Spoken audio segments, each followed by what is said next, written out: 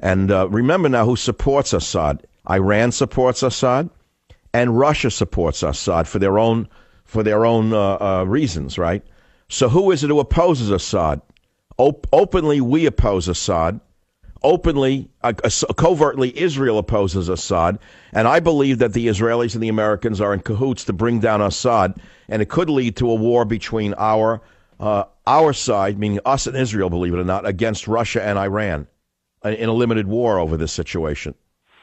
Well, that has some pretty dangerous implications. I mean, Well, that's what I'm sitting here in kind of anxiety over this, because you got to understand that when Tehran says they're going to urgently airlift substantial numbers of Iranian troops to Syria to save Bashar Assad's regime and his army from collapse, and it could happen within hours because Syrian army divisions are dissolving under the ISIS assault, this means that the Iranian Revolutionary Guards will intervene in Syria to save Assad, and it will lead to major events in the Middle East. Yes, well, yes, sir. This may sound a bit bizarre, but the United States has been training these rebels. See, when we train them... Oh, I know that. Special forces have been in Syria for a couple of years now, trying to overthrow Assad by training the so-called good Syrians. Can you tell me who the good Syrians are as opposed to the terrorists amongst them? I can't. No, the situation out there is that they're both bad guys. There's just one worse than the other. So why did John McCain, the lunatic warmonger, military-industrial complex salesman, why has he been calling for airstrikes against Assad for several years now? What does he have in all of this? What is he trying to do?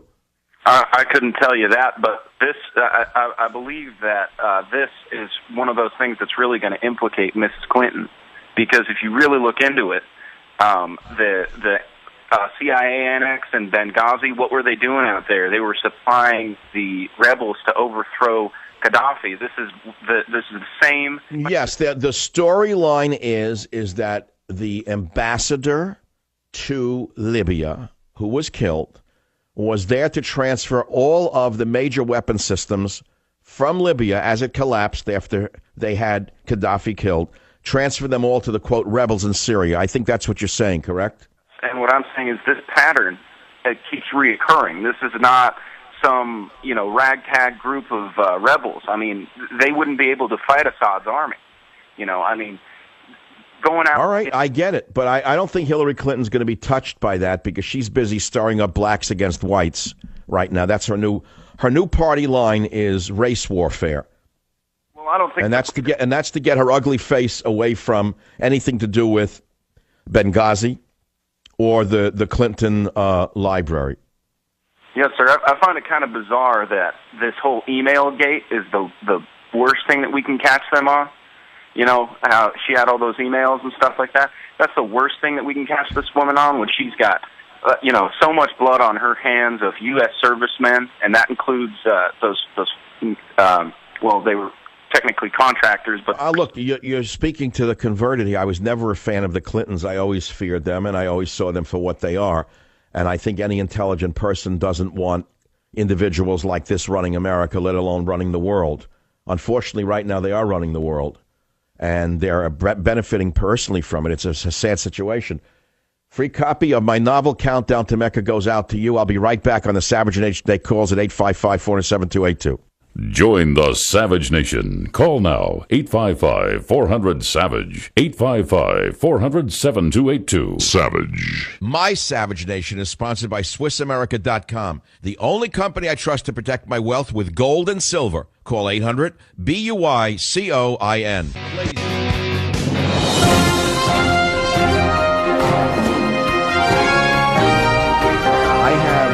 News which tends to confirm the anxiety I've been feeling all day today about something bad about to happen. And that is this. This just came out. The Israeli Defense Department, in a very unusual announcement on Friday night in Israel, they announced that Iron Dome rocket interceptors were deployed to defend the towns of southern Israel within range of the Gaza Strip. And they did not explain, with any new information incoming from the Gaza Strip, about any new plans to attack Israel. Nevertheless, they deployed Iron Dome anti-rocket batteries across South Israel. That's one part of the news. Tomorrow is Saturday, June 6th. And what is that day? For us in America, it marks the anniversary of D-Day, the invasion of Europe, to free the Europeans from Hitler. But June 6th marks the anniversaries of two Arab-Israel wars, which began on that very day. The Six-Day War in 1967 began June 6th. The Second Lebanon War began on June 6th in 2006. So there's something in the air, I can tune, like a tuning fork. And I hope that I am wrong, but I have a terrible feeling in my guts that something's about to explode in this world. And as usual, it's going to come out of the Middle East. And that may be the beginning or the end of something. I don't really know. But the breaking news is pretty interesting, is that the IDF announced minutes ago, that's Friday night, of course, in Israel, that they deployed Iron Dome rocket interceptors to defend southern Israeli towns within range of the Gaza Strip. And that's the breaking news. Make of it what you wish. Make of it what you wish. I think I'm going to spend the weekend studying acetyl groups. I remember why I originally went into science. It was to get my mind off man. At a certain point, I hated politics. Then I started to hate everything about anything to do with politics, especially politicians. And I remember the peace I used to find in reading natural history, and reading science, and reading chemistry. My mind completely avoided the sickness of the world of man. So when I was thinking about the acetyl group being added to to the willow bark extract and making acetyl salicylic acid or aspirin, I said, wait a minute, the acetyl group, 3,6-diacetyl morphine is heroin. I was saying, well, what's in the acetyl group that is so phenomenally powerful that when you add it to a string of, to another formula, another structure, it changes it so drastically? And it's nothing to do with politics. It's just interesting to me. Chemistry, by the way, because it was brought up, is still one of the most fascinatingly escapist topics on the planet. It's escapist in the sense that you can get rid of all of the worries about mankind by looking inside a test tube, to put it that way. WMAL, line 8, are you there? Yes or no? Going once. Yes, I'm here. I'd like to comment on the Hillary Clinton thing. I'm actually a black American, and I'm really just sick and tired of a lot of the liberals playing that race card. I don't know how she gets away. How does she go to a black college where there's almost no audience and her handlers cover up the empty seats, and the minute she speaks, she talks about blacks being disenfranchised? How could a middle-class black person not get sick over this woman? And it's been going on for years now, and my parents brought me up that, they said, nobody can keep you down. If you work hard enough, you can do anything like anybody else. No, they were 100% right. Everyone has that opportunity to now, and I may say so. Corporations are bending over backwards to accommodate minorities. Everybody knows that. So there's never been a better time in America to make something of a person's life than today, for anybody, incidentally. Oh, yeah. And I own a trucking company now because of the way I was brought up, that I can do anything. I don't need... Well, there it is. You see, when you permit yourself to be turned into a victim, you become a prisoner. That's a way of enslaving a person by letting them walk around saying, I'm a victim. We're almost flat out of time, end of hour 2. I'm sending you a free copy for Father's Day of Countdown to Mecca, a novel that I'm sure you'll love reading. I have another big hour on the Savage Nation across most of America. We'll continue to talk about the news, views, and reviews right here on the Savage Nation. Join the Savage Nation. Call now, 855-400-SAVAGE. Savage.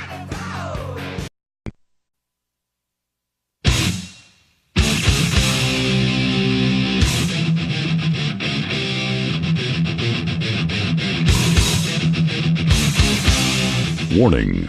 The Savage Nation contains adult language, adult content, psychological nudity. Listener discretion is advised.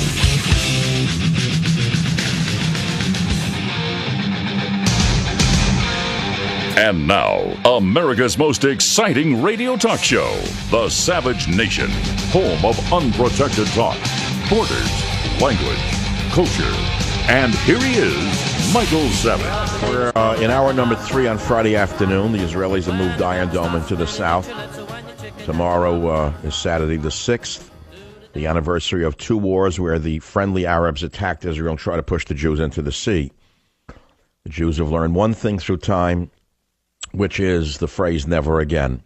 Meanwhile, here in America, we seem to have learned nothing. The world is changing. Your views are changing. No one knows where the lodestone is anymore. Thinking today is an endangered activity. We know we have a one-party system, and we don't know what to do about it. On that stimulating note, I invite you to call at 855-400-7282 on the Savage Nation. I wouldn't say we're sitting here stunned that Hillary went to the race warfare level yesterday, because that's what she's known for. But her going so ugly so fast is quite revolting on one hand, but on the other shows a complete lack of reality. She's out of touch with reality. She gives a speech in an all-black college. The audience is minuscule, a few hundred people. The stadium is empty, so they put up screens so the TV cameras won't show the empty audience. And she gives speeches, a speech, again going to the race and hate warfare that she's known for, saying that we're disenfranchising blacks and the poor and others, I guess people of color, from voting, which is utter nonsense. And the same day that she does this, we read that George Soros, one of the most evil men in the history of the world, is funding voter rights lawsuits across America. I don't understand where George Soros came from. I don't know how he got here. I don't know how a man who was a refugee from a concentration camp could hate America so much. There's things I don't understand that I don't pretend to understand. That's one of them. You know, there was a time that refugees came here and kissed the ground and then did everything they could to build up America, not break it down. This man is the opposite. He's like the evil genius. He's everything Jesus warned us against. Jesus warned us against money changers in the temple. If a money trader, a currency manipulator, is not a money changer in the temple, I'd like to know what is in our time. Jesus said, beware the money changer in the temple. George Soros, in my opinion, is that money changer in the back of the temple. Billions of dollars made manipulating currencies. And yet he's held up as a hero in this country. He's the man who gave us Barack Obama, along with the wonderful souls from Hollywood. Yeah, that's right. A few people destroyed America. Just a few. It's always been only a few. And they're about to do it again now by giving us the Hilda thing. The Hillary thing. I wouldn't mind if she got up there and tried to unify America, unite America, defend America, attack ISIS and say she'll do whatever she can to defeat them. She wants to defeat only the white person in America by coming up with this big lie. It's like a blood libel.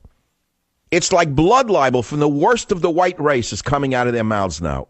The lowest level of humanity is popping up out of the white race to try and grab power by attacking white people in order to steam up black people and the young and minorities and illegal aliens. It's a sickening situation. So, I mean, I've said my part. You could say your part. The phone number is 855-407-7282. Scientists grow bioartificial rat limb in lab. Saw that the other day. Next, lab-grown baboon arms. Maybe next, in a few years, we'll have lab-grown politicians. Maybe we could breed out racism from the politicians and hatred, and then we'd have a real candidate. Imagine if we could breed out racism and hatred in politicians in a petri dish. So in the beginning of the show, we were talking about what is a hero and what is fame. They're not one and the same. That was a very important differential that I attempted to answer, and I didn't get to really answering it. Why was that triggered? Why was that triggered? Because you take a man as mentally imbalanced as Bruce Jenner, a man with such an ego, a need to be looked at no matter what he does, and you're confusing him with a hero? And ESPN calls him a hero instead of what he is? A publicity madman? Well, it makes me think about who are the real heroes, because there are certainly forgotten heroes in this country, and what comes to mind immediately are the silent warriors that we have. They come first. The silent doctors working in obscurity who are saving people as we speak. The silent teachers who have to work under the most horrendous conditions in this country. Yeah, you name it. The silent social workers. The silenced police. They're our heroes. They're our national heroes. Certainly not someone that Barry Diller would hold up as a role model. Certainly not someone that Katzenberg would think a movie should be made of. That's the tragedy. I also want to talk about the tragedy of sexual reassignment surgery and the history of it. There's a great article on it on WorldNet Daily, The Dark Untold Story of Transgenderism. And what you don't know is that in follow-up studies, there is a disastrous track record of people who go through such surgery.